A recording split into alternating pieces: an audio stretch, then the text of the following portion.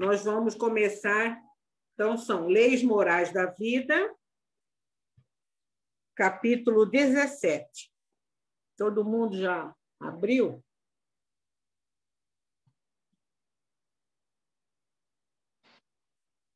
Capítulo 17. Então, nós estamos ainda, né, estudando dentro do capítulo de Lei de Reprodução. E dentro desse Lei de Reprodução, nós vamos ver hoje, no capítulo 17, os deveres dos filhos. Nós, na aula passada, Simone trouxe para nós os deveres dos pais. Hoje nós vamos ver os deveres dos filhos.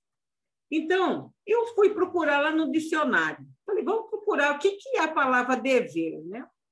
Porque às vezes a gente fala deveres, mas o que é dever? Aí eu fui procurar.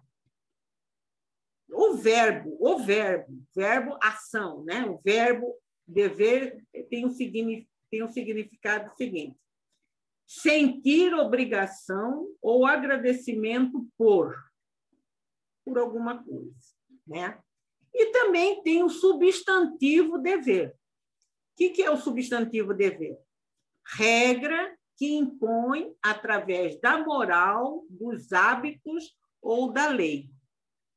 Então, você é uma regra que pode ser imposta através de uma decisão moral, uma decisão por hábito, por costume, ou por uma lei que obriga você a fazer determinada coisa. E aí eu fiquei pensando, então, e é justamente esse dever que a Joana vai nos tratar. E eu fiquei pensando, há um tempo atrás, não foi muito tempo não, viu, gente? Foi um mês atrás aí, eu li uma noticiazinha, assim, pequena, né? Uma notícia que o filho abandonou o pai numa rodoviária. Ele não entra muito detalhe nessa reportagem. Era uma coisa, nem sei por que isso aí caiu, eu li isso aí. Aí parece que o filho, não sei, era assim, buscou o pai numa cidade, o pai morava com a irmã, o filho foi lá buscar, parece que era uma cidade do interior do Paraná, e ele morava no Rio Grande do Sul, ou vice-versa. Só sei que ele pegou o pai e parece que ia levar, buscou o pai, e daí, no meio do caminho, ele passou numa cidadezinha, largou o pai numa rodoviária com a mala, despachou o pai lá, mandou o pai descer e foi embora para a cidadezinha que ele morava. E o pai, já idoso, né, perdido, os policiais acharam aquele homem desorientado, descobriram onde estava esse filho e prendeu. O filho foi preso por abandono de incapaz. E não era um garotão, é um jovem, não, era um senhor já, de seus 50, 48, 50 anos, já o filho.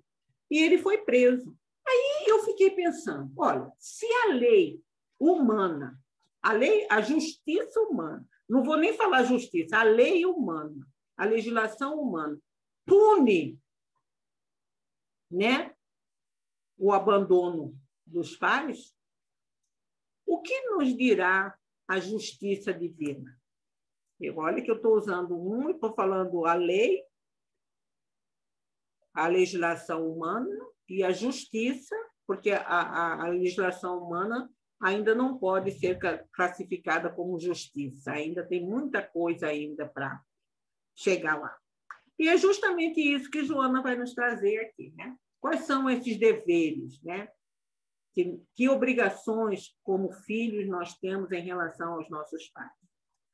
Então, ela começa assim: toda gratidão sequer retribuirá a fortuna da oportunidade fruída através do renascimento carnal. O carinho e respeito contínuo não representarão oferenda compatível com a amorosa assistência recebida desde antes do berço. A delicadeza e a afeição dos gestos de sacrifício e de abnegação demoradamente recebidos. Os filhos têm deveres intransferíveis para com os pais, instrumento de Deus para o trâmite da experiência carnal, mediante a qual o espírito adquire patrimônios superiores, resgata insucessos e comprometimentos perturbadores. Eu li tudo assim, essa primeira parte de uma vez só, porque eu li isso aqui várias vezes, né? E uma coisa assim, olha, veja bem, o que ela está nos dizendo aqui? Que toda a gratidão que nós possamos ter jamais vai retribuir a oportunidade que nós recebemos através dos nossos pais, do renascimento, da reencarnação. Nós, às vezes, na nossa vida, na nossa insensibilidade, a gente não percebe a grande oportunidade que nós estamos recebendo nesse momento. Porque ela diz aqui, olha, lá os pais são instrumento de Deus para a realização dessa experiência carnal. E qual é o objetivo dessa experiência carnal que ela nos diz? Adquirir patrimônios superiores. Então, nós não estamos aqui. Nós estamos aqui para, vamos dizer assim, receber, tomar posse definitivamente de talentos que foram nos dados. O que acontece lá na parábola dos talentos, quando aquele senhor dá divide, né, aqueles talentos com os seus servos. Depois, no final, quando eles prestam conta, ele não dá para, de novo, falar, além desses aqui, você vai dividir comigo, né? Ele fala, você vai dividir comigo, você vai fazer parte do meu reino. Quer dizer, é adquirir os patrimônios superiores, quer dizer, os valores reais, né? Sei lá, da paciência, da caridade, do amor, do respeito, da ética, enfim, esses valores que vão constituir a nosso patrimônio. Porque patrimônio não é a casa que eu tenho, não é o carro, isso aí vai ficar. Mas é oportunidade. Ao mesmo tempo que ela diz aqui, resgatar insucessos e comprometimentos perturbadores. Então, ela diz aqui, olha, por mais carinho, por mais respeito, por mais delicadeza, por mais afeição, nada vai pagar a grande oportunidade que recebemos dessa reencarnação. Não vai apagar. Nós podemos ser gratos, nós podemos tratar nosso pai, nossa mãe com maior carinho, com maior dedicação, mas não vai ser suficiente para nós, vamos dizer, retribuir a oportunidade da reencarnação. Então, isso é bom que a gente... aquilo que nós estávamos conversando, né, Malu? A Joana vai assim no âmago, né, a fundo. Então, assim como diz, dá uma sacudida. Vocês estão vivos, não importa o que vocês estejam vivendo. Grude nessa oportunidade. Se errou até então e reconheceu que errou, recomece daqui para frente. Não importa se é 1 ano, 2 anos, ou se daqui a pouco... Não importa. Aproveite, não desperdice essa oportunidade. Tem muita gente, como a gente costuma dizer, a fila para reencarnar está grande. A Cida que deve saber aí, né, Cida? A fila para reencarnar está grande, de gente. Você vê que no meio dessa pandemia está nascendo criança e nascendo criança. E agora uma coisa que me chamou também a atenção nessa primeira parte. Ela não fala, em nenhum momento ela estipula uma condição. Olha, vocês sejam gratos aos pais, aqueles pais que foram, aqueles outros que foram bacana, aqueles outros que foram responsáveis. Ela não fala nada disso. Ela diz assim, que nós temos que ser gratos, temos que ter carinho, respeito, dedicação, né, afeto. Ela não põe nenhuma condição. Olha, vocês têm que ter isso para aqueles pais. que foram perfeitos, aqueles pais que se esforçaram. Perfeito, não vou dizer, porque nenhum de nós somos, né? Mas não, ela não impõe nada disso, não. Aí vamos lá para a segunda parte. Vamos continuar, Joana. Aí, o que ela diz aqui? Existem genitores que apenas procriam, fugindo à responsabilidade. Ela reconhece que tem pais que não valorizam também. Porque, veja bem, aqui eu gostei dessa expressão que ela diz aqui, os pais são instrumentos de Deus. Tem muitos pais que não valorizam essa oportunidade de ser instrumentos, né? Divinos, de ser co-criadores, né? Muita mãe que não reconhece o valor de ser uma médium, praticamente, na gestação, né? Entre o seu espírito e o espírito daquele ser que está vindo ali, ela abrigar aquele futuro corpo, né? Que vai ser animado por um espírito que já está vinculado ali, né? Ela não percebe, não sabe, não sei, por ignorância, né? Agora ela vai dizer aqui uma coisa. Porém, não compete aos filhos julgá-los com severidade, desde que não são dotados da necessária lucidez e correção para esse fim. Não é a nós que devemos julgar. Se esses pais, os nossos pais, não foram coerentes, não foram responsáveis, não é nós que vamos julgar. Nós não temos capacidade para isso. Nós não conhecemos a história na sua integridade para emitir um julgamento justo. Continuando. Se fracassaram no sagrado ministério, não se furtarão a consciência em forma da presença da culpa nela gravada. Então, veja bem, não é a nós que eles vão ter que prestar conta. Além de nós não termos a capacidade de julgá-lo, também não é a nós que eles vão ter.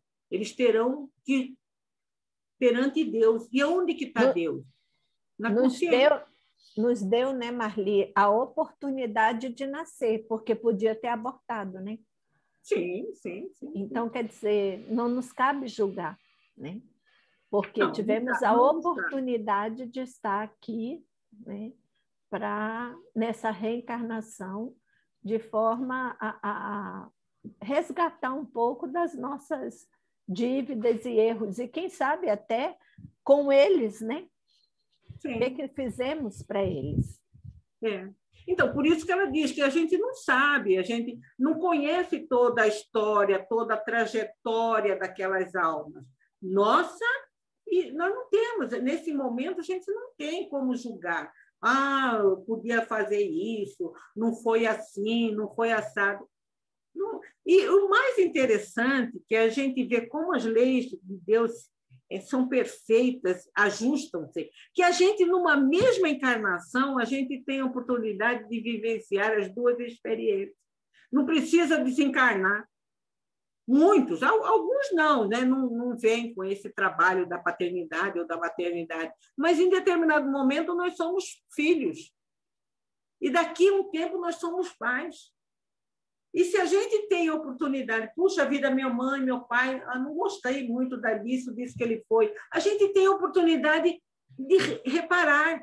Em vez de ficar lamentando, em vez de ficar julgando, vamos mudar. Olha, meu pai e minha mãe me tratou dessa maneira que eu, como filha, não gostei muito. Então, não vou repetir esse padrão de comportamento com os meus filhos. Vou agir diferente. Vou agradecer pela minha existência, por estar aqui, por essa oportunidade de vida, independente. E, olha, gente, essa oportunidade de vida não precisa ser espírita para a gente ter, não. Mesmo quem não é espírita, que não acredita na continuidade da vida, só o fato de estar aqui, vivendo, bem ou mal, a gente está vivo. A gente está tendo oportunidade de crescer, de conhecer gente, de descobrir coisas. Por quê? Né? Não tem razão da gente ter essa raiva. Eu quero só ler aqui um pouquinho no Evangelho, que naquele capítulo que diz honrai o vosso pai e a vossa mãe, ela diz aqui, essa mensagem aqui é de Kardec, né? Um comentário, aliás, de Kardec. Honrar o seu pai e a sua mãe não consiste apenas em respeitá-los, é também assisti-lo na necessidade, é proporcionar-lhe repouso na velhice e cercá-lo de cuidados, como eles fizeram conosco na infância. Aí Kardec vai dizer aqui, é verdade que alguns pais menosprezam seus deveres e não são para os filhos o que deviam ser, mas é a Deus que compete puni-los e não seus filhos. Está reafirmando. A Joana está reafirmando isso aqui. Não cabe, é Deus que vai. O talento de ter recebido os filhos, ele vai prestar conta lá com Deus, não é com os próprios filhos. Não cabe a estes, os filhos, censurá-los, porque talvez hajam merecido que seus pais fossem assim. Isso que você falou, né, Malu?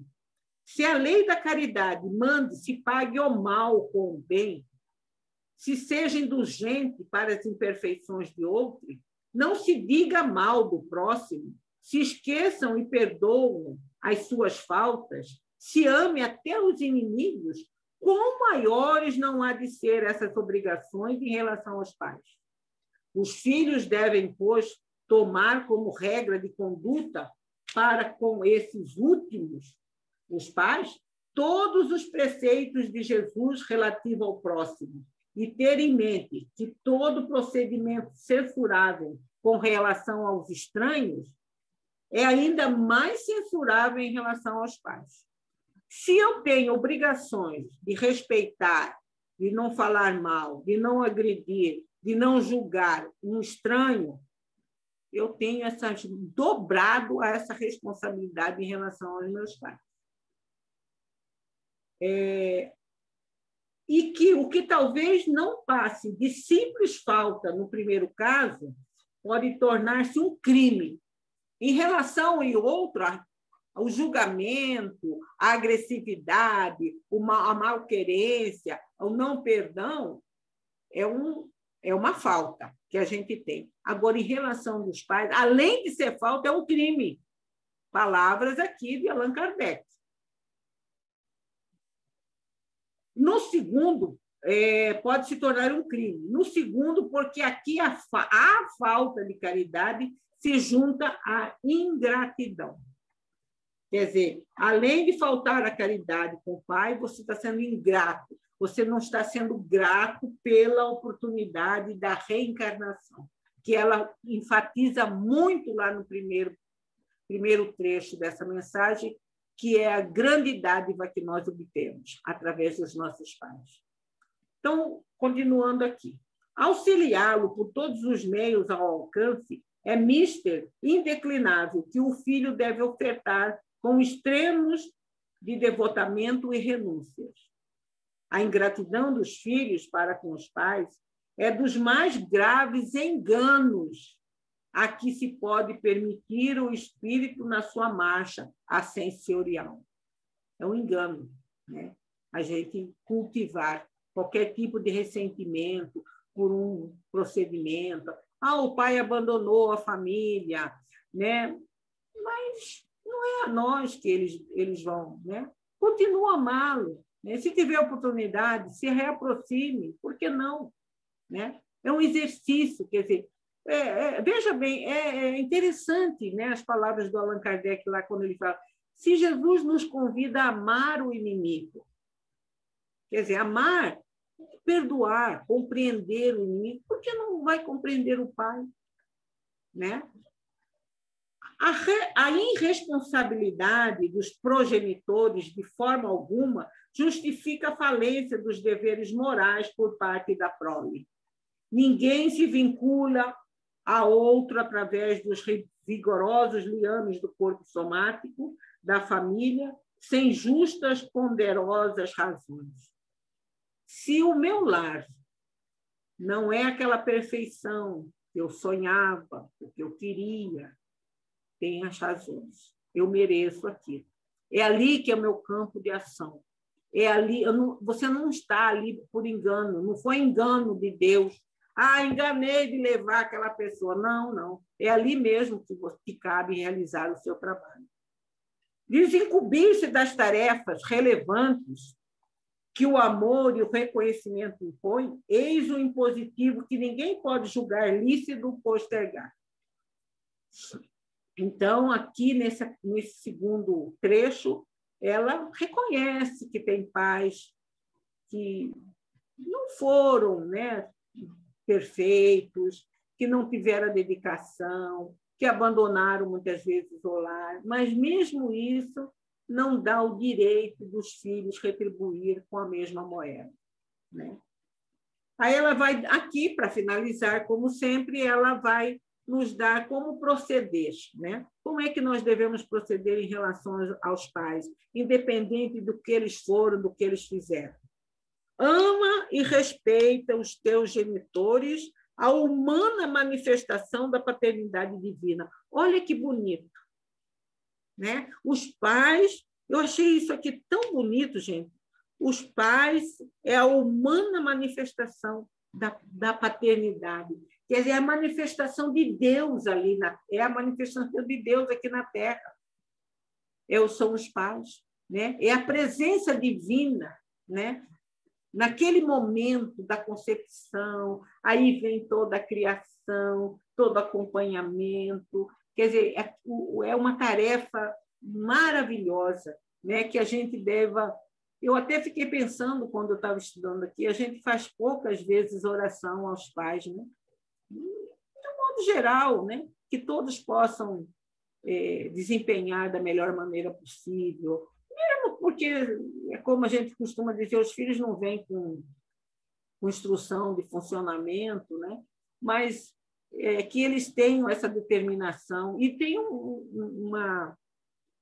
uma recomendação do Cristo, né? Deus não coloca fardos em ombros fracos. Quer dizer, se ele confiou esses filhos a alguém, é porque acredita que a pessoa seja capaz de levar a contento, mesmo com altos e baixos, mesmo com erros, né? Mas que essas pessoas que receberam essa dádiva segure com, né? E que quem estiver próximo puder ajudar, ajude, porque é um trabalho bastante árduo, mas que, se a pessoa sair vencedora, ela vai estar acrescentando muitos valores ao seu espírito, né? Quando fortes, os pais, né? Se-lhe a companhia e a jovialidade. Quando fracos, seja a proteção e o socorro. Enquanto sadios, presenteie-os com alegria e consideração. Se enfermos, com assistência dedicada e a sustentação preciosa. Quer dizer, de qualquer forma, não se afaste deles, não os abandone. Em qualquer situação ou circunstância, na maturidade ou na velhice, afeiçoa-te àqueles que te ofereceram o corpo de que te serves para o cometimento da evolução. Quer dizer, esse corpo, essa encarnação, é uma oportunidade de evoluirmos. E somente aqui, lá no plano espiritual, a gente pode estudar, a gente pode trabalhar, mas a gente precisa ainda passar pelo cadinho da reencarnação, da carne, vamos dizer, dessa casca pesada, desse corpo pesado, que às vezes faz com que a gente se arraste na superfície terrestre, mas que nós precisamos dessa experiência para crescer, para sermos melhores. E somente os pais nos deram essa oportunidade. Como lembrou a Malu, eles poderiam ter optado por um aborto, né? Não dá, já tenho bastante, não quero. Que te serves para os cometimentos da evolução, como o mínimo que podes dispensar-lhe, expressando o dever de que te encontras investido. Então, mas aqui a gente está vendo o quanto é essa obrigação, né, esse dever que nós temos que ter com os nossos pais. E é como eu lembrei, eu fiquei pensando assim, né, é engraçado a vida, é engraçado o modo de dizer, né? Porque a gente vive a experiência de filhos, aí passa um tempo, a gente vive experiências de pais, né? Então, Quer dizer, nessa mesma encarnação, a gente vive rapidamente essas duas experiências. E é engraçado que, quando nós viramos pais, a gente compreende muitas vezes atitudes dos filhos. Ou, quando a gente se torna pai, a gente compreende as atitudes dos nossos pais. Eu me lembro que eu, quando saía, quando eu era jovem, não que eu não seja, mas quando eu era mais jovem, um pouquinho, a gente, né, gostava de sair e tal. E minha mãe ficava acordada, sabe? Até eu chegar. Eu ficava brava. Mãe, para que isso, mãe? A senhora sabe onde eu estou. Naquele tempo não tinha celular, né? Hoje a gente pega o celular, a gente dá um celular para o filho, para o neto, só para a gente ficar cuidando de onde eles estão, né? De meia em meia hora, oi, né? Mas naquele tempo não tinha. Então, não chegava tão tarde, mas chegava, às vezes, um pouco tarde, ia numa festa, ia no aniversário, e ela estava acordada. Eu ficava brava com ela. Falava, mãe, para quê, mãe? A senhora sabe onde que eu estou? A senhora sabe que eu não estou fazendo nada de errado, né? Por que essa coisa? Vai dormir. A senhora quer... Ainda eu acusava ela, falava, a senhora quer ficar me colocando sentimento de culpa da senhora não dormir. Passou o tempo. Eu não tive filhos, mas criei três sobrinhos. Menina, eu que não dormia.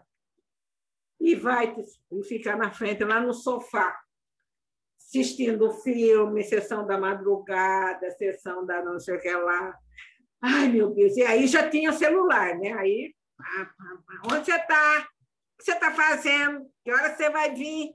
Chega, né? E só na hora que tocar, ia dormir. Aí eu falei, puxa vida, agora eu sei o que a minha mãe fazia acordada esperando eu chegar. Então, você vê que a gente, na mesma encarnação, você tem a oportunidade de reconhecer esse zelo, né, que os pais têm conosco.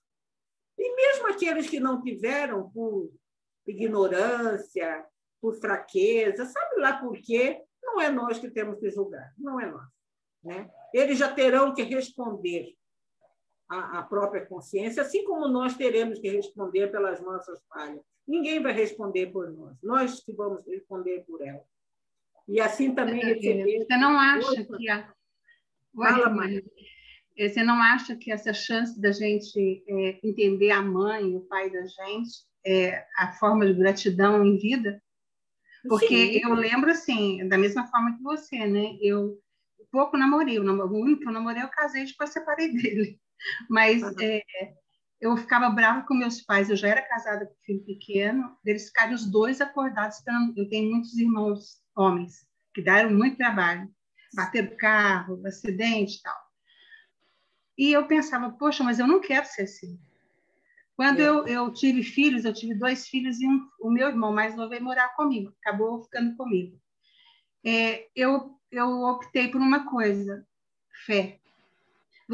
O filho não é seu, ele foi te dado para você zelar. Eu rezava, entregava e falava, pai, está na sua mão. Se tiver que tirar, me ensina a não ficar maldizendo, falar coisa nada errado contra você.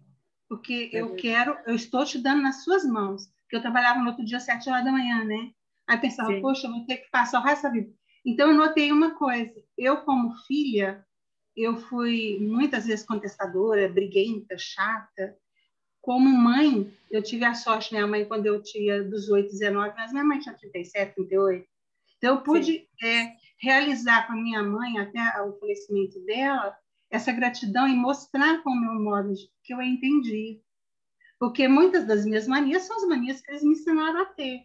Mas eu acho que essa chance que você comentou de eu ser filha e depois de ser mãe, esse confronto das duas realidades faz a gente ser filhos menores quando os nossos pais envelhecem.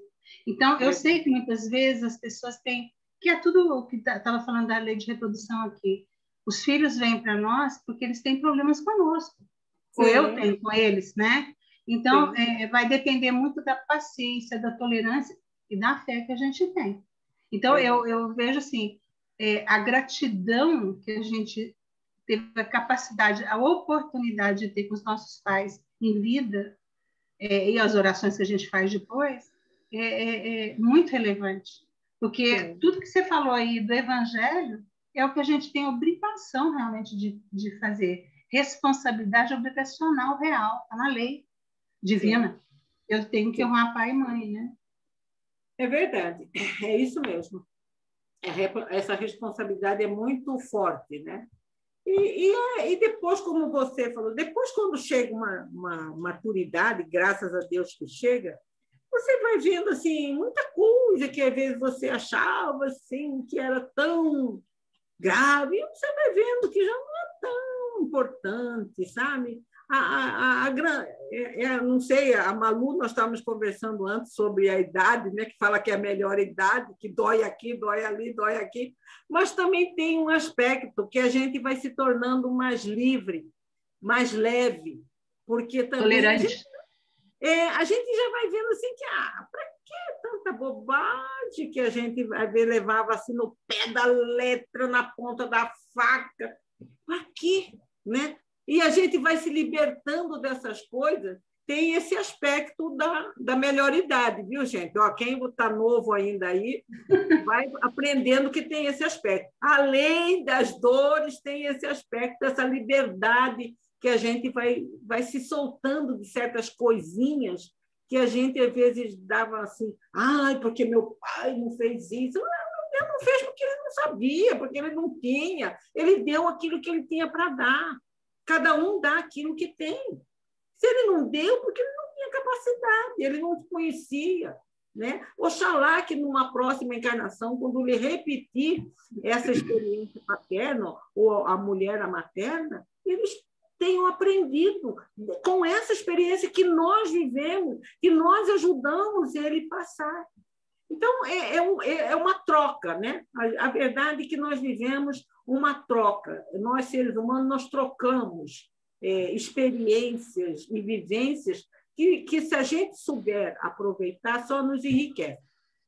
Então, é isso, tá, gente? Vamos passar para... Vamos ver quanto que está faltando. Deixa eu me localizar aqui, só questão de horas. Senão eu me perco.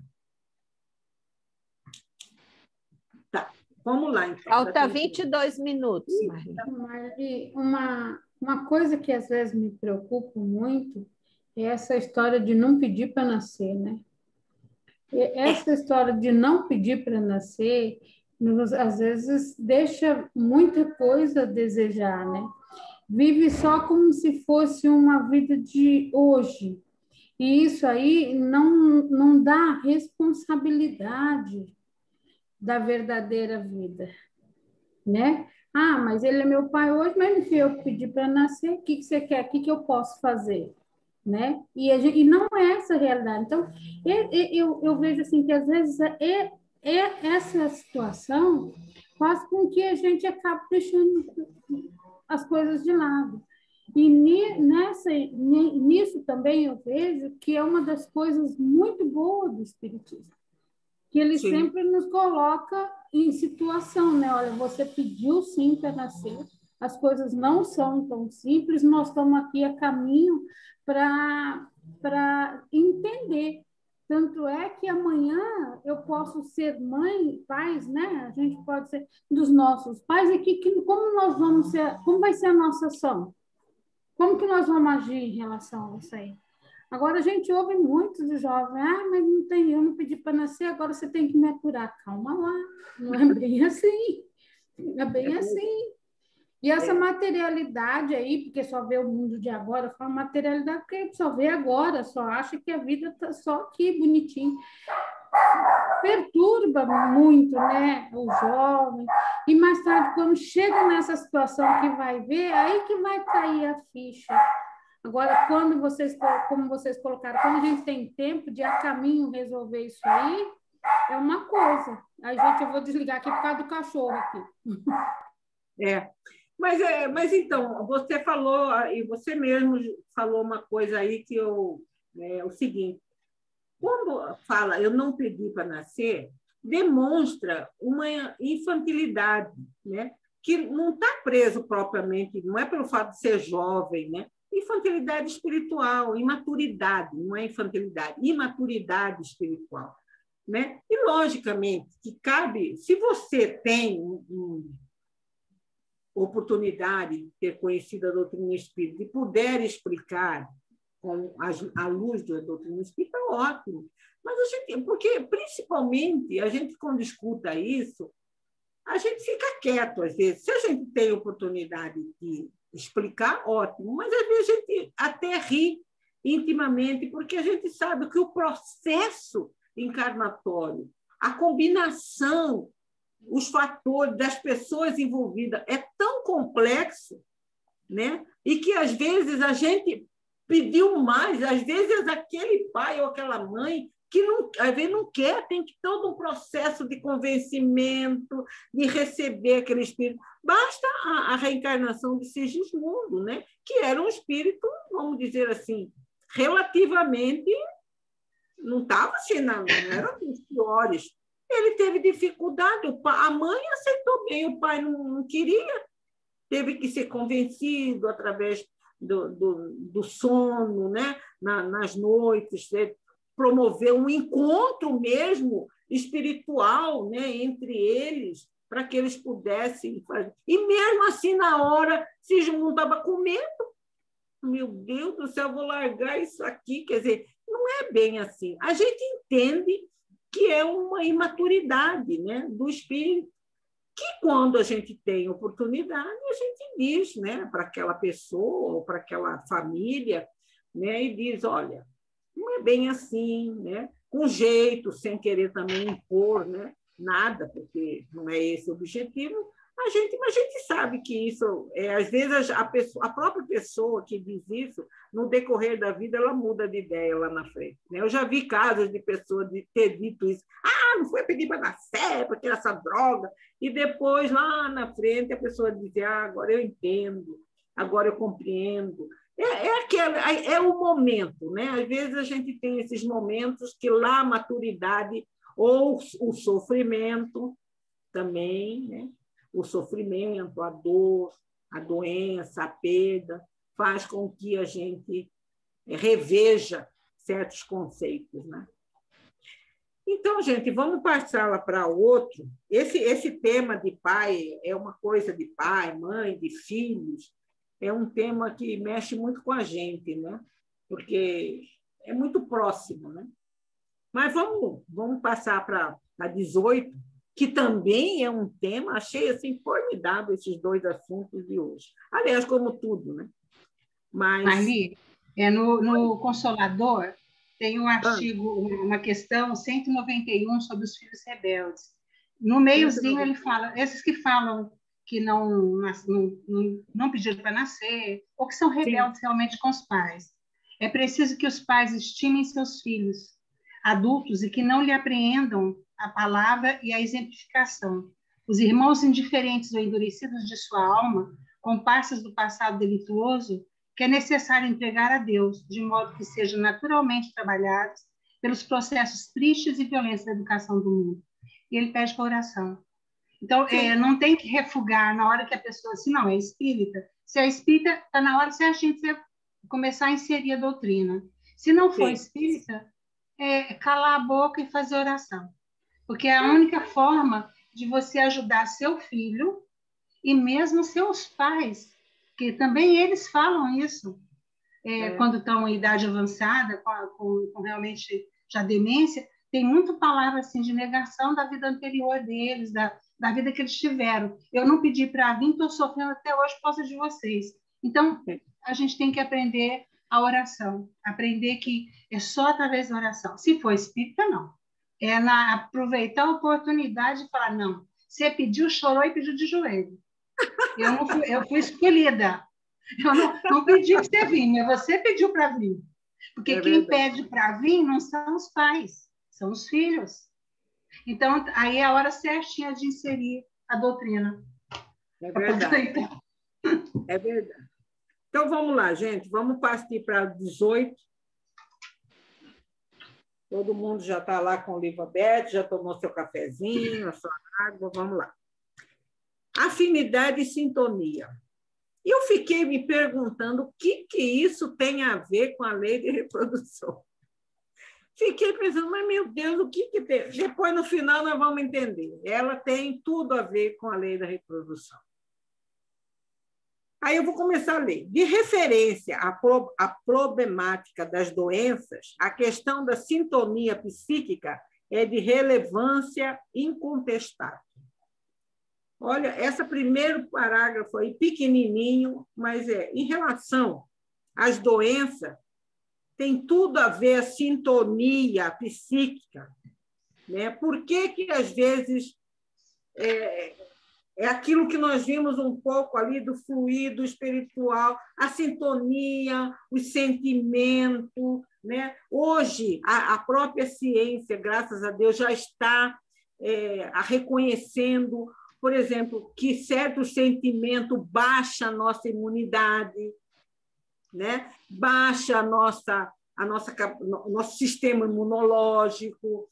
Algumas doenças de pele já são reconhecidamente, talvez a Alexandra possa me ajudar até nesse aspecto, algumas doenças de pele está diretamente ligada com o estado emocional da pessoa, né?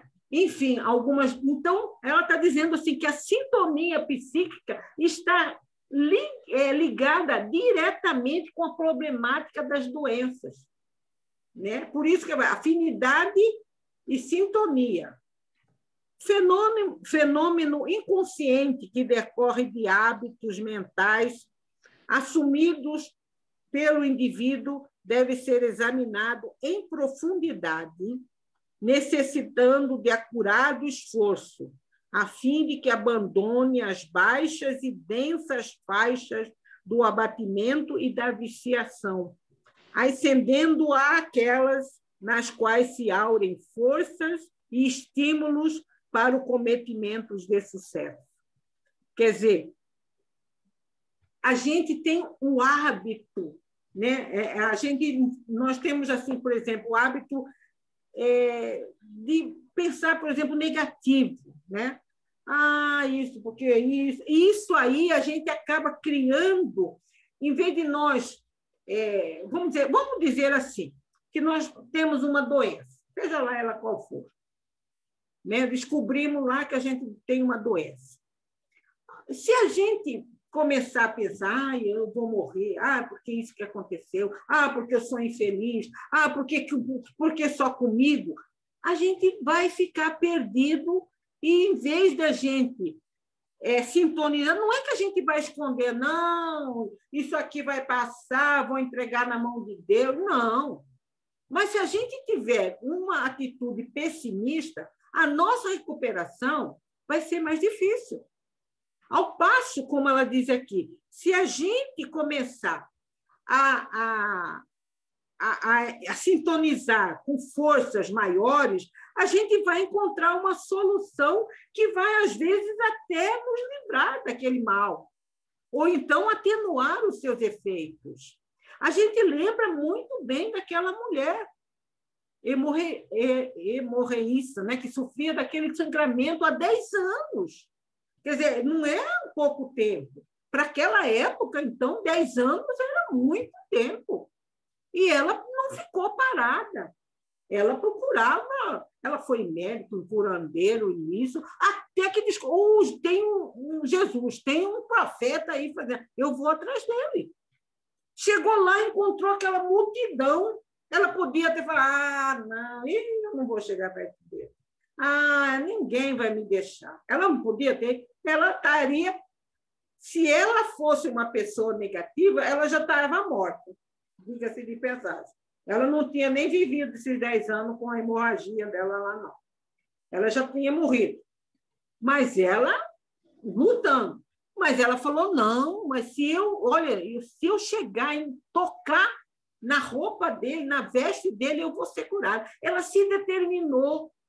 Ela determinou naquele momento a cura dela. Olha só. E ela foi. E ela tocou. E Jesus percebeu. Quem me tocou? Ele sentiu uma força, uma energia diferente que saiu dele. E ela captou a cura. Olha que coisa interessante. Ela foi em busca da cura. Ela não ficou parada, esperando. E é isso que ele diz assim. Agora, lógico, aqui tem uma frasezinha, necessita de acurado esforço. Não é assim, vou ficar, Deus há de me ajudar. Rezar é bom, é ótimo, ajuda, mas a rezar só, sem ação, não vai ajudar. É a mesma coisa. Às vezes a gente briga com alguém, a gente pede, oh, meu Deus, que reconciliar. Mas se a gente não for lá atrás do outro, pedir desculpa, vamos conversar, senta aqui, vamos esclarecer, eu vou ficar esperando ele que vai ter que bater aqui na porta para me pedir perdão. Ué, então você não quer perdoar. Né? É a mesma coisa em relação à doença. Né? A gente tem que mudar a faixa. É difícil? É difícil. Não estou dizendo que é fácil. Você recebe a notícia que você tem uma doença grave, aquilo te abala. Né? E, por hábito, às vezes, a gente tem uma tendência à negatividade. Você quer ver uma coisa que eu observo? É quando tem uma conversa, começa alguém a falar alguma coisa de doença, ou uma coisa negativa, conta um caso. Se a gente não tomar cuidado, a gente entra nessa faixa. Daqui a pouco a gente está contando. Você não sabe, eu. Você está com esse problema? Você não sabe, é o meu. Aí o outro escuta, mas isso não é nada. Você precisa me ver lá em casa. Aí começa aquela ladainha de doença, aquela ladainha de problema, cada uma querendo exaltar mais a dificuldade. Aí você tem que cortar. Gente, é o seguinte, não, vamos lá, tem isso, mas também alguém já passou por isso. Conta um exemplo, você corta aquela cadeia que vai se formando, aquela onda de negatividade. É um esforço que você tem que fazer de romper, porque se você, como ela diz aqui, se você acende aquelas forças e estímulo mais alto, você pode encontrar realmente um cometimento, um atenuante que pode, muitas vezes, abrandar a força que aquela experiência da doença está te trazendo. Então, vamos lá. Eu trouxe aqui um livro, espera deixa eu só ler um negocinho aqui. Esse livro aqui, gente, muito bom, viu? Recomendo. Adivinha de quem? Joana de Ângeles. Aqui, Momentos de Saúde e de Consciência. É da série psicológica, viu? Muito bom mesmo. Aliás, não precisa nem falar, né? Aqui, então, ela diz assim, o capítulo é Saúde e Bem-Estar. Ela diz assim: a criatura humana torna-se o que pensa, o que sustenta mentalmente e desenvolve até a fixação. Lamentavelmente, porém, expressiva maioria de indivíduos somente acalenta ideias negativas. Lucubra pessimismo, agasalha maus estares. Como resultado, enfraquece-se as resistências morais, debilita-se os valores espirituais e alimenta-se da própria insânia.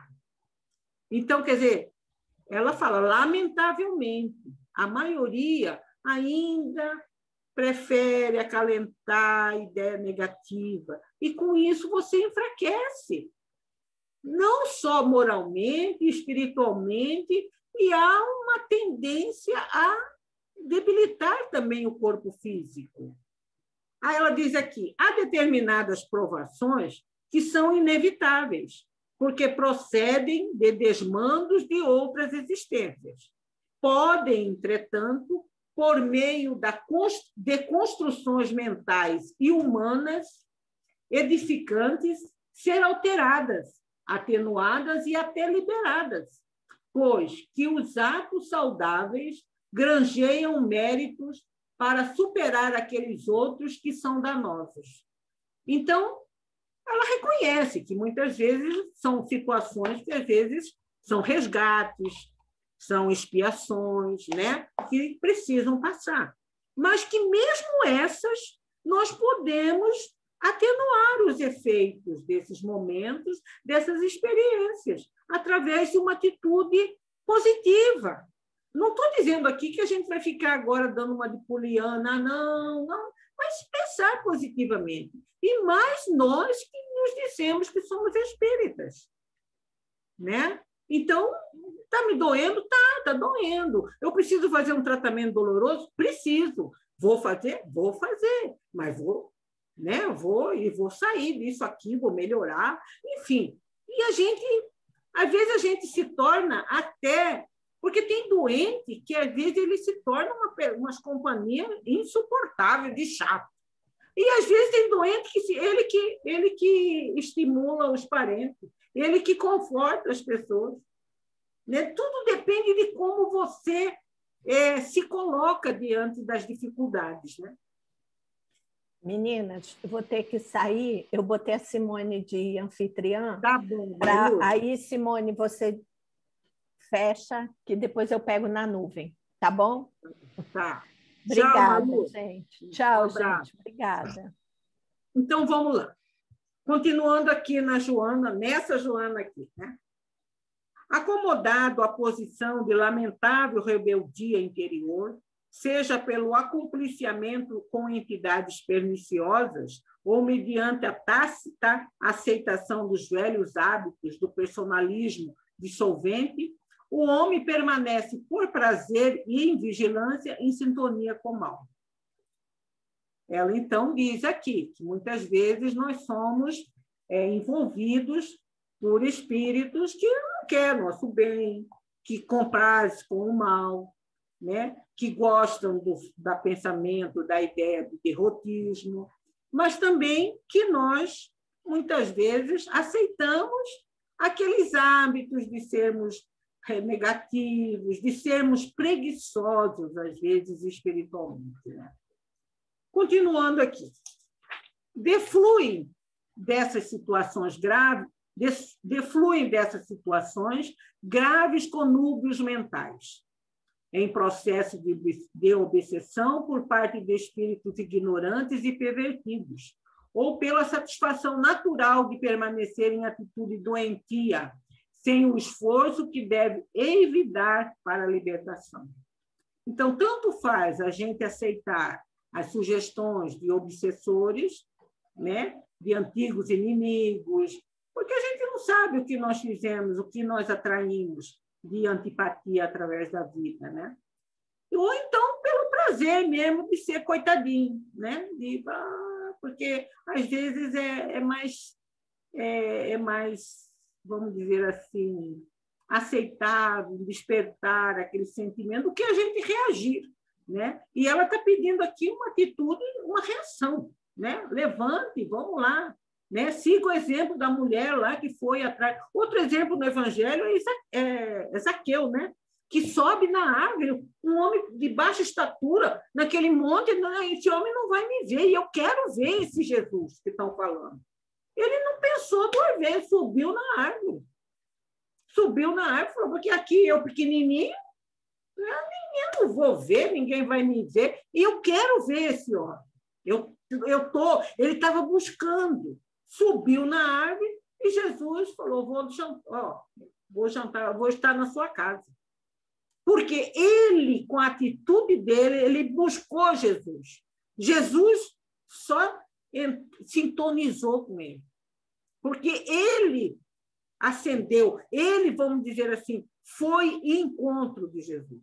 Né? E Jesus captou essa ansiedade que ele tinha de vê-lo. Mas a vontade partiu dele. Quando Jesus disse, bateis e abri-se-vos-á, buscai e acharei. Olha o primeiro verbo. Busca, bate, que você vai ter o retorno. Né? Quer dizer, eu quero receber, mas vou ficar aqui sentado, de braço cruzado. Não vai. É a mesma coisa que a gente fala, queria arrumar emprego, mas se você não for atrás, o patrão não vai bater na sua porta e falar, você quer trabalhar comigo? Não. Você que tem que ir lá oferecer, aqui está meu currículo, né? Eu faço isso, faço aquilo. E assim é também com as doenças, né? Em toda enfermidade, existe sempre uma predisposição orgânica e psíquica, decorrente do pretérito espiritual ou da vivência atual, em cujo campo se instalam os fatores predisponentes ou propiciatórios à larga cópia de doenças, as mais complexas. Ou ela tem um fundo, uma doença, uma enfermidade, tem um fundo lá no passado, em experiências passadas, ou é mesmo por conduta nossa atual. Que, às vezes, certas condutas nossas criam predisposições para determinadas enfermidades. Aí eu vou buscar a Joana de novo, neste livrinho aqui. Livrinho é um modo carinhoso de falar, né? Mas é um grande livro. Ela fala uma coisa aqui que me chamou bastante atenção. Ela vai relatar aqui alguns sinais de alarme em torno da situação surge quando se deseja. Então, ela vai dar alguns sinais de alarme que, quando nós fazemos determinadas atitudes aqui, nós podemos estar criando uma predisposição à doença. Ela diz aqui, quando nós desejamos pedir desculpa por uma ação infeliz e não logra fazê-lo. Então, a gente quer pedir desculpa, a gente reconhece que foi errado, que foi uma atitude infeliz, mas a gente não consegue, o orgulho não deixa. Ela diz aqui, surge quando se deseja recomeçar uma tarefa que a ira interrompeu e sente dificuldade. Às vezes a gente deixa uma coisa, fiquei com raiva, deixa para lá. Mas depois fala, não, eu preciso retomar isso. E a gente não consegue. Olha aqui que interessante. Quando queremos abraçar alguém inamistoso e ver-se impedido. Eu quero, é uma pessoa complicada, difícil, eu queria chegar lá, dar um abraço, né? Vamos acalmar isso, mas eu não consigo vencer essa indisposição. Diz aqui, quando discutir um assunto desagradável e é tomado por um silêncio constrangedor. Isso aí, às vezes, né? Vamos conversar, vamos tratar. Aí fica mudo, não fala, emburra, não tem o tal de emburrar. Você não quer falar, aquele silêncio é sinal de alerta que pode provocar uma situação de doença lá na frente. Iniciar uma conversação e sente-se incapaz ou desinteressado. Começou uma conversa, tocou num assunto que eu não gosto ou que me é indigesto e eu emudeço, não falo, não respondo. O que você acha? Não sei. Permanecer acordado sem libertar-se de uma ideia tranquilizadora. Perdeu o sono. Agora, essa sugestão que deu a Margareta é muito boa, porque às vezes você perde o sono. Faz uma oração, levanta da cama, faz uma oração, entrega para Deus e volta a dormir. Né? Não, você perde o sono, aí acorda mal, teve uma noite mal. Olha, uma noite mal dormida é muito ruim. É muito ruim. A gente, quando perde a noite e no dia seguinte... Ai, como é ruim, né? Como é ruim. Parece que nada dá certo, parece que está tudo chato. Por quê? Dormiu mal. Né? O corpo e o espírito precisam dessas noites de sono. Aí, continuar ansioso quando não há razão que... já disse isso aqui, né? Não. Continuar ansioso mesmo quando não há razão que justifique. Aí, a ansiedade vai promover lá um aumento, né, de uma hipertensão, vem da ansiedade. Né? Sentir-se trêmulo ou deprimido diante de alguém que lhe parece superior, o complexo de inferioridade. Acha, o fulano é tão assim, mas... Respeito é uma coisa, mas ficar se sentindo inferior, não. Considerar-se diminuído no meio social no qual se movimenta. Não, esse fulano, não vou fazer isso porque, fulano é melhor. Não, sabe? A gente deixar, às vezes, até de realizar um bom trabalho, porque a gente fica achando que não mereço, né? Aí ela diz aqui, esses sintomas e outros mais caracterizam estados predisponentes a doenças. A aceitação dessas circunstâncias significa preferência de infelicidade à harmonia. Em vez de eu acabar, se é uma coisa, um desafeto, eu não li um que eu achei muito interessante, eu pulei, viu, gente? Não consegui dirigir palavras gentis a uma pessoa querida. Quantas vezes a gente não fala para uma pessoa que ama, que gosta? Ah, eu não vou falar porque aí ele vai ficar convencido. Ou então, o que vai pensar de mim? O problema é dele se vai ficar convencido, se vai pensar. Não, por que não dizer para uma pessoa? É familiar nosso, fazer um elogio, né? Falar para um filho, olha, eu te amo, para o marido, para a esposa, para um amigo. Ah, mas eu vou falar com o meu amigo, se eu sou uma mulher, vai pensar que eu estou cantando ele. O problema é dele, se ele achar. Entendeu? Quer dizer, a gente, às vezes, perde esses momentos de espontaneidade, porque a gente... E isso que ela está dizendo, essas atitudes são predisposição para nós criarmos situações de doença na nossa vida. Né? Continuando. Conveniente, por isso, o cultivo do otimismo e a realização de trabalhos que desloquem a mente indisciplinada ou mal educada, induzindo a novos exercícios e hábitos de que decorrerão resultados diversos. É mudar a mente, procurar preencher a cabeça, trabalhar, oração, faz um trabalho manual, faz um trabalho em relação a alguém. Mesmo na pandemia, hoje, a gente tem como ajudar, faz uma coisa, um vizinho, seja gentil com os vizinhos, faz um gesto de gentileza com uma pessoa, né? Não tem, vai fazer uma oração, faz sozinha mesmo, cria lá um dia, vou rezar hoje pelas vítimas da Covid, vou rezar hoje pelos médicos nos hospitais, enfermeiros, enfim, você pode, né?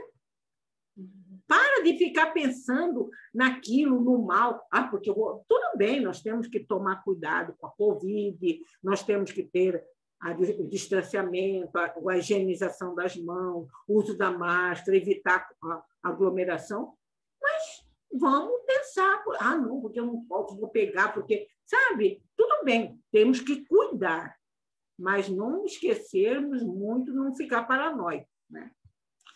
Afinas com o que sintonizas, está com quem ou com o que preferes. Nós que escolhemos as nossas companhias espirituais e também materiais. Né? Cada ser nutre-se nos redutos mentais em que se localiza as aspirações. Em consequência, os que aspiram fluidos deletérios da irritação constante, da sistemática indiferença ou da prevenção contumaz, perturbam-se, arrojando-se ao desequilíbrio ou intoxicando-se interiormente, dando origem a curso a distonias nervosas que cumulam com a loucura ou as aberrações de outras naturezas. Então, aqui ela está dizendo, nós que sintonizamos com as doenças, nós que alimentamos esses sintomas na nossa vida, né? Nós que temos que escolher se nós queremos escolher a saúde, a harmonia ou a doença. É uma escolha nossa. Aí, como sempre, ela vai... Não, ainda tem 2 pedacinhos. Ela vai dizer aqui, enxameiam-se por toda parte aqueles que falam sobre o sofrimento e as doenças, dizendo-se desejosos de superá-lo, vencê-los sem que, contudo, se imponham as condições exigíveis do esforço e da perseverança, nos propósitos salutares que lhes são enuncidados. Preferem o retorno à situação primitiva e a fuga espetacular, através da lamentação, ao combate profícuo, insistente, reagindo às forças infelizes para sair das faixas vibratórias em que se detém, de modo a granjearem os inapreciados valores da paz, da saúde e da harmonia. Quer dizer, isso, voltando lá naquela palavra, esforço. Nós não podemos ficar na inércia. Exige um esforço, exige romper aquela barreira do pessimismo, da negatividade. Espera aí, não, vamos romper. Mas isso precisa fazer um esforço. Agora, só para finalizar essa leitura aqui do livro de saúde aqui, eu vou ler um caso que eu achei bem divertido, que vem ilustrar bem isso que ela está falando. É do livro aqui da série psicológica, tá, gente? Narra-se que um sábio caminhava com os discípulos por uma via tortuosa, como encontrar um homem piedoso que, ajoelhado, rogava a Deus o auxiliasse a tirar do atoleiro o carro em que seguia. Todos olharam o devoto, sensibilizaram-se e prosseguiram. Mais à frente, alguns quilômetros vencidos, havia outro homem que tinha igualmente o carro atolado no lamaçal. Este, porém, esbravejava, reclamando, mas tentava com todo empenho libertar o carro do atoleiro. Comovido, o sábio propôs aos discípulos ajudá-lo.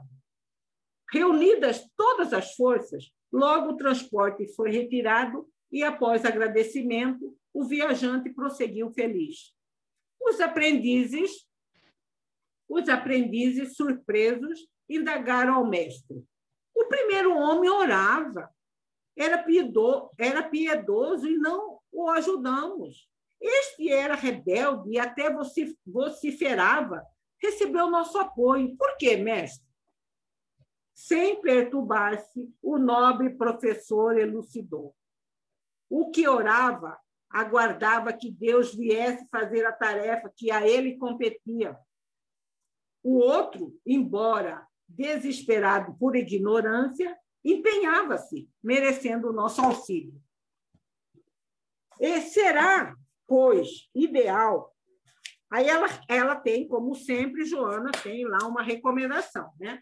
Será, pois, ideal que, sem reclamar e pensando corretamente, te disponhas a retirar do pântano o carro da sua existência, a fim de seguires feliz, adiante, com saúde e bem-estar.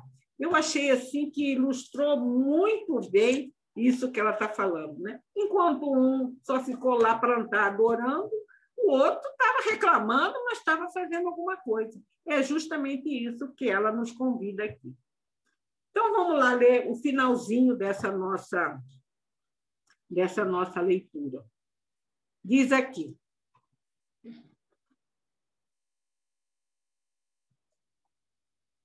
Toda a SESI, o que é a SESI? São exercícios em busca, um conjunto de exercícios que buscam o aperfeiçoamento espiritual.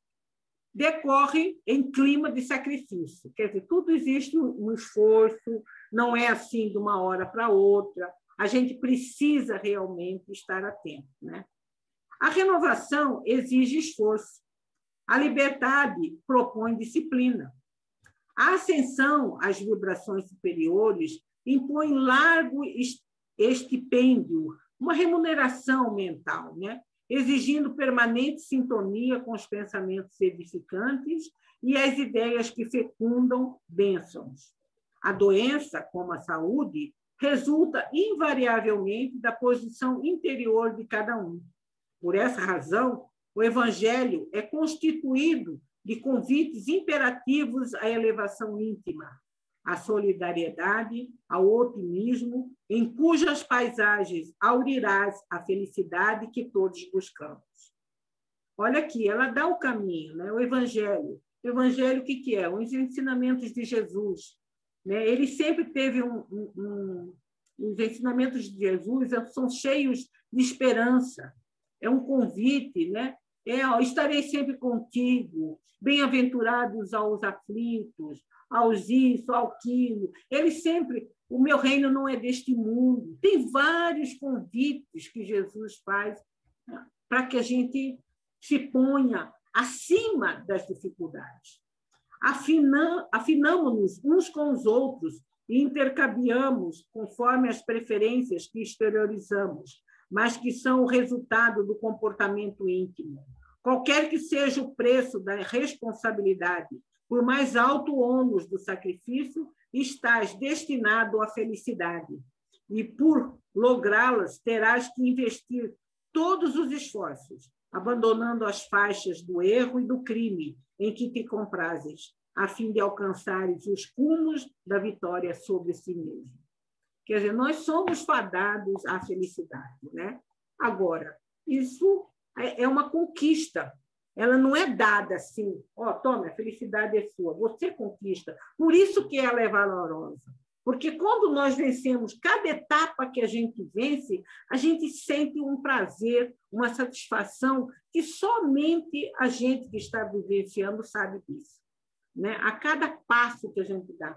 Puxa vida, hoje, antes eu me irritava com tal coisa. Hoje eu já até aceito.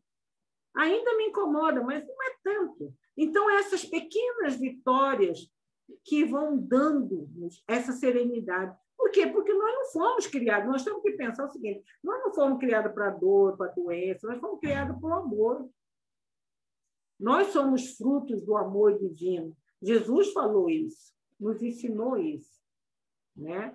Ele disse, olha, eu vou estar contigo até, ele está aqui, está presente. Então, hoje que nós vivemos essa situação dessa pandemia, a princípio dá a impressão, puxa vida, o que vai acontecer com o mundo, com a economia, meu Deus? Não se desespere. Ele está no comando. Nós não fomos criados para serem felizes. Temos que passar, são percalços que vão passar, mas que a gente chega lá. Então, essa mensagem foi muito boa. E aí, nesse final, a gente percebe por que é a lei da reprodução, a sintonia. Porque nós que reproduzimos esses estados de doença ou de felicidade dentro de nós mesmos, através das sintonias e das afinidades que alimentamos através da vida. Pelo menos foi essa a conclusão que eu tirei. E aí, gente, quer alguma coisa? Alguma coisa a mais? Alguém quer colocar alguma coisa? Marli, não, está ótimo, eu acho que é isso mesmo, né? A gente que escolhe, né, o caminho da gente, nós somos responsáveis por nós mesmos, né? E assim, é tão importante a gente ter, acho que consciência mesmo, né, da onde que a gente está sintonizando. Eu posso falar, assim, de mim própria, né, das coisas que eu vivencio, até porque quando eu descobri que estava com câncer, o tratamento, então aquilo te balança todas as estruturas, né? E, assim, o que eu notei? E além desse processo, de uma coisa que é a mediunidade, né? Então, por exemplo, eu não sei o que é pior, você entendeu? Se é você ter um diagnóstico de câncer ou se você tem uma mediunidade que te perturba. Porque se você está bem, né, mentalmente, você consegue raciocinar, você vai, né, tentando se equilibrar. Enfim, é um equilíbrio mental que vai refletir no corpo. Agora, às vezes a mediunidade, por exemplo, para mim, né, durante esse período, ainda mais coincidiu com a pandemia, não deve ser à toa, porque está todo mundo, né, passando por esses processos aí, né, de tanta coisa que está acontecendo com todo mundo, né? Eu vejo assim. E então, essa perturbação toda, por exemplo, eu tinha que ter uma vigilância sobre a minha mente. É assim, aquela vigilância mesmo, né? Orar e vigiar, né? Porque eu percebo assim, de repente eu estava bem, aí eu me preocupava com alguma coisinha, até do próprio tratamento, vinha na minha cabeça, né, aquelas coisas que vêm, e se der errado, e se não funcionar o tratamento, e se esse meu câncer tomar conta de mim, né, e aí vinha aquele monte de perturbação, sabe, e aí eu tive que aprender, que eu falei, gente, eu tenho que ficar bem, eu tenho que cuidar de mim, eu sou responsável por mim mesma, não é ninguém que vai me resolver essa situação, eu tenho que resolver sozinha, tenho que dar conta disso. E aí vinha aquela perturbação, aquelas ideias, e eu começava a falar, peraí, mas não pode, isso não pode ser só, eu não tô sozinha, não é tanto assim, sabe? É quase que um diálogo interno, assim, né? E é a luta da gente, né? E eu acho que a luta da gente é essa, para sair desse padrão vibratório tão baixo, né? Se a gente vive pandemia, é porque a gente está, né? A população em geral está nesse padrão vibratório da doença, não é? Senão não tinha acontecido com a gente. A gente fala a gente porque nós somos o planeta, né? Nós somos uma humanidade, todo mundo é irmão, né? É a gente mesmo, né? Então a gente tem que se incluir você faz lembrar, sim, aqui no primeiro, né, no segundo parágrafo dessa mensagem, necessitando de acurado esforço. Pelo que você está narrando, é esse esforço que ela se refere, né? Quer dizer, você percebia que você estava sob influência e você tinha que se esforçar para prevalecer um pensamento positivo sobre aquilo. Então, quando ela diz ali, né, que a renovação exige esforço e a liberdade propõe disciplina, eu acredito, não sei, né, Simone, que eu imagino que, devido a essa sua sensibilidade muito, muito acurada, você deve criar para você um sistema disciplinar muito grande. Eu imagino, não sei se eu estou certa em falar isso. Né? Você deve ser assim, que tem que se policiar assunto, pensar leitura, ambiente, não é? Deve existir. Assim, eu percebo assim, como a mediunidade é consciente, então é bom que você está consciente, né? Você está acordado, você não está envolvido e você apaga. Só que, por outro lado, você está o tempo todo envolvido e você está recebendo essa energia negativa, entendeu? Então, a disciplina assim, é questão de sobrevivência mesmo, sabe? E, assim, eu percebo, eu posso falar o quanto eu sou perturbada, sabe? Vocês vão falar assim, não, mas você, né, mas... Sei lá, a gente acha tanta coisa, né? A gente vê tanta coisa das pessoas, mas assim, a perturbação, gente, espiritual é muito grande. Sabe? O que eu não posso fazer? Eu não posso levar para frente essa perturbação, eu não posso me deixar levar, né? Mas a perturbação é muito grande. A nosso planeta, assim, a gente tá, né? E eu, claro, com as minhas coisas do passado, enfim, né? Cada caso, um caso, mas assim, eu estou relatando para a gente ter uma noção de tudo isso aí, né? Então, a luta é grande e a luta é da gente, e a gente tem que vencer. Então, é esse otimismo que a Joana fala, né? Essa busca é uma opção que a gente tem que fazer. O que eu vou tem que optar vencer. Pela reclamação, pela derrota, pela infelicidade? Não, eu vou optar, apesar da luta árdua que você tem que ver, mas você vai optar por vencer isso, né? Você me fez lembrar agora, você falando desse que agora, nessa época, eu não sei se vocês viram, né, uma vez que o Divaldo, não faz muito tempo, ele dizendo que ultimamente, já faz uns anos que ele comentou isso, mas que ele passou a ver muitos espíritos rodeado e de toda a categoria. Ele, até um tempo, ele via muito pouco, mas ele passou a ver e ouvir, porque ele até comenta que é a época que nós estamos vivendo. Então, você também está relatando isso, né? Talvez a época agora está muito tumultuada, então esse assédio vai ser mais forte. E ele narra isso, ele fala que às vezes ele não gostava nem de comentar muito isso, mas que ele estava sempre rodeado e vendo espíritos que se aproximavam de tudo quanto é jeito ao lado dele. Então, eu acredito que os médios assim, sensitivos, mais fortes, como você está dizendo, talvez realmente sinta isso, né? Ô Marli, e assim, essa espiritualidade, desculpa, Alia, vou deixar você falar, é uma coisa só para chamar atenção, tá? Porque isso, assim, para mim pode ser consciente, mas acontece para todo mundo. É o tempo todo a espiritualidade me colocando, coloca contra marido, coloca contra filho, coloca contra irmã, coloca contra, entendeu? O tempo todo me buzinando no ouvido. Então, assim, eu tenho que estar com uma estrutura moral bem forte para não deixar a minha própria inferioridade. Mas é bom que você está falando, Simone, porque o que você está falando como médium. Imagina nós que não somos médios, recebemos essa influência e não nos percebemos. Eu vejo a disciplina da minha filha, que ela também é médium como você. Então, às vezes, ela solta uma frase, eu já sei que não é dela. Falo, epa, presta atenção. Aí ela fala, epa, eu deixei passar. Então, você ainda tem a percepção de que não é sua. Nós nem isso temos. Então, nós temos que ter maior cuidado, porque eu, no meu caso, eu tenho a percepção da presença, mas não da influência verbal. Agora, minha filha tem a presença da influência verbal também, que é essa questão da animosidade, da tristeza, da insegurança, que é isso que você passou muito, da falta de amor próprio por si, para superar qualquer dificuldade.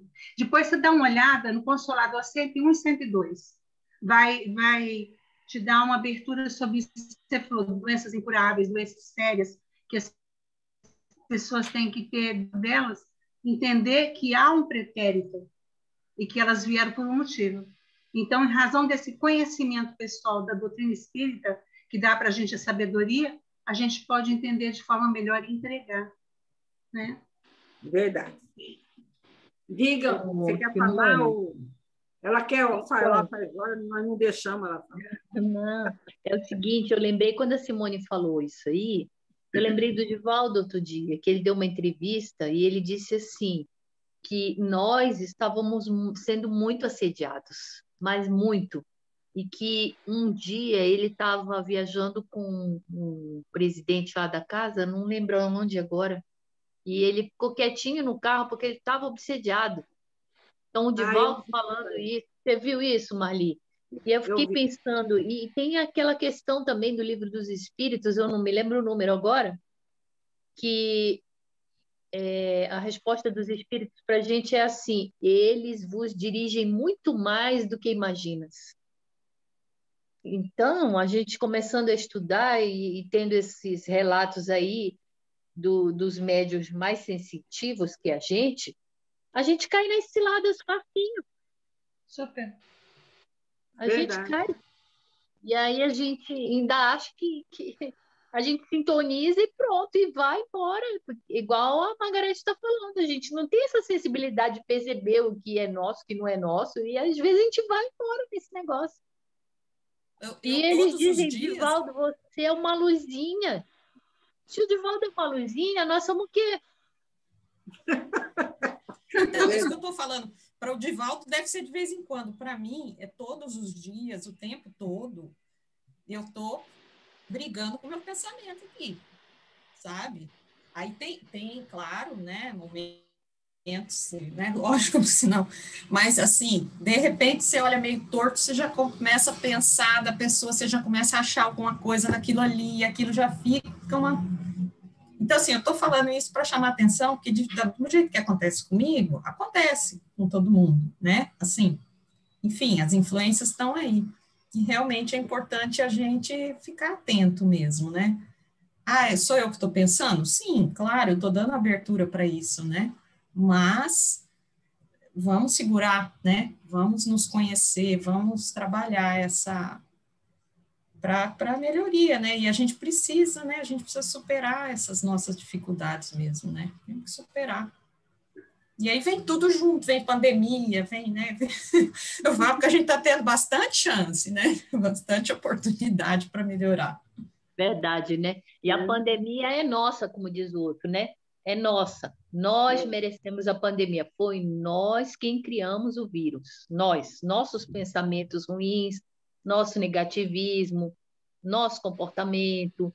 Então, aí, é para a gente mesmo. Porque essas coisas ruins, Deus não cria isso, né? Ele permite que apareça. É diferente. Permitir que apareça é uma coisa, criar é outra. E a gente fez isso, né?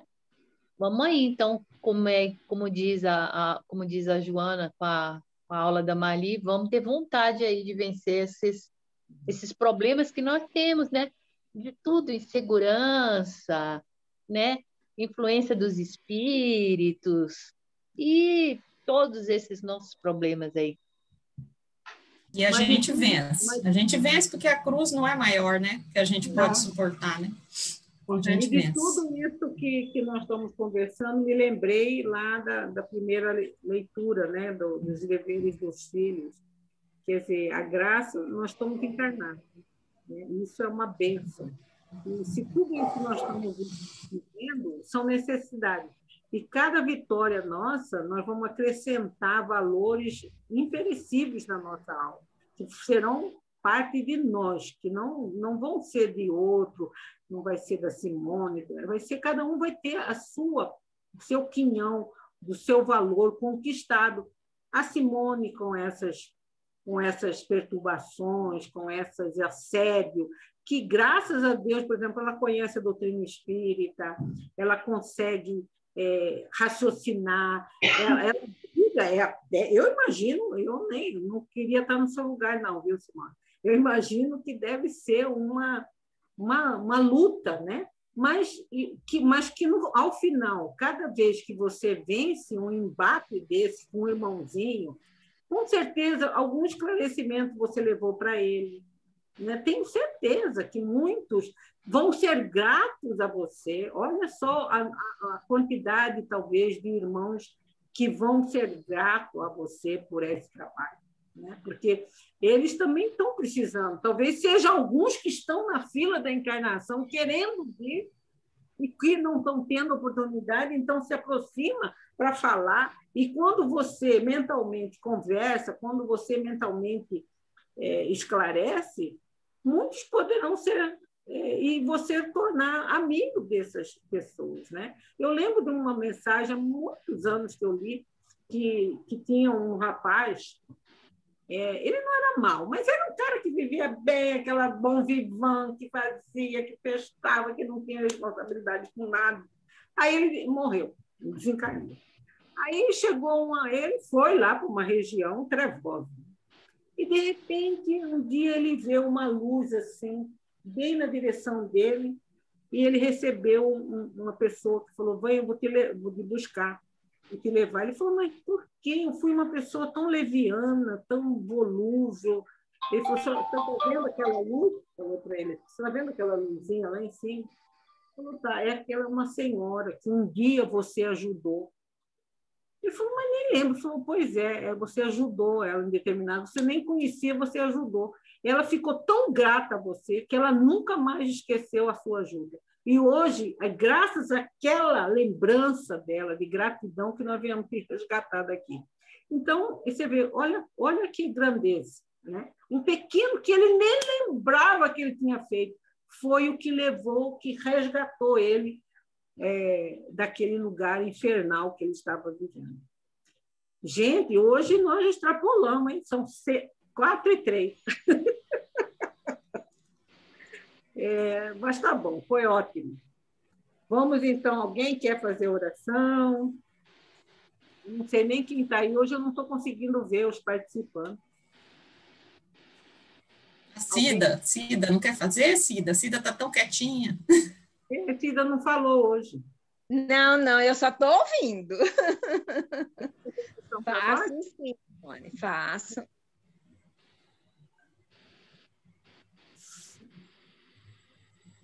Mestre Jesus, sabendo que você, com essa aura linda, nos encanta e está nos protegendo o nosso planeta. Agradecendo por todo este momento que estamos passando. E aprendemos que temos que viver um dia de cada vez. Que ontem passou, o amanhã pertence a você.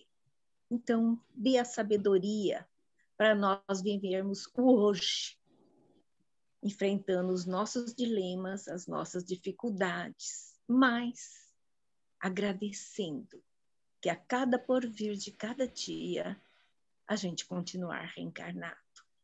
E esse é o melhor presente que temos, porque tudo passa, tudo vai passar, mas essa existência queremos completar. Muito obrigada. Graças a Deus. Gente, tchau. Obrigada, tchau, gente. tudo de bom para vocês. Até sexta-feira. Obrigada.